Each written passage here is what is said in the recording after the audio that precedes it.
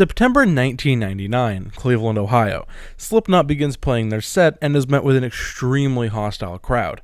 They have signs saying shit like "Go home" and "Cleveland hates Slipknot," etc. Eventually, shit gets out of control and goes full hog wild. A small section of people start throwing everything from bottles and cans to literal padlocks. Once Slipknot finishes their set, they go into the crowd and basically turn the entire thing into a battle royale.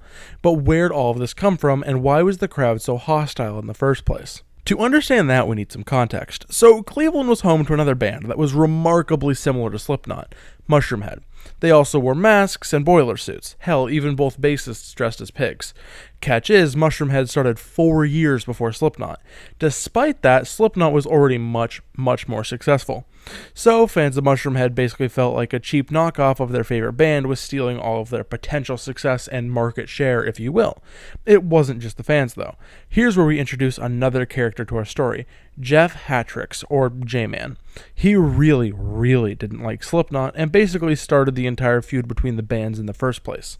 So remember the small group of fans throwing shit? Well, turns out he knew every single one of them. And those signs I mentioned, he helped paint them.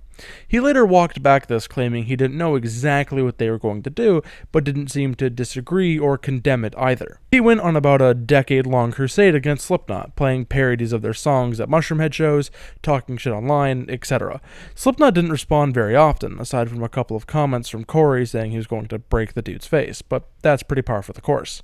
The entire thing really just made Mushroomhead look extremely bitter and pathetic about the success of a similar band. My take on the whole thing is Slipknot was most likely inspired by Mushroomhead to some degree, but for sure put their own spin on things. You can't exactly copyright masks and boiler suits after all. And it wasn't like they were copying the songs or anything. It definitely all got blown way out of proportion, and in general was a pretty stupid idea. It's important to mention the bands have squashed it now, and for a while now. This all ended in 2010. J-Man, who isn't even the front man of Mushroomhead anymore, said he regrets the entire thing, and the two bands have even expressed interest in doing a show together in some capacity.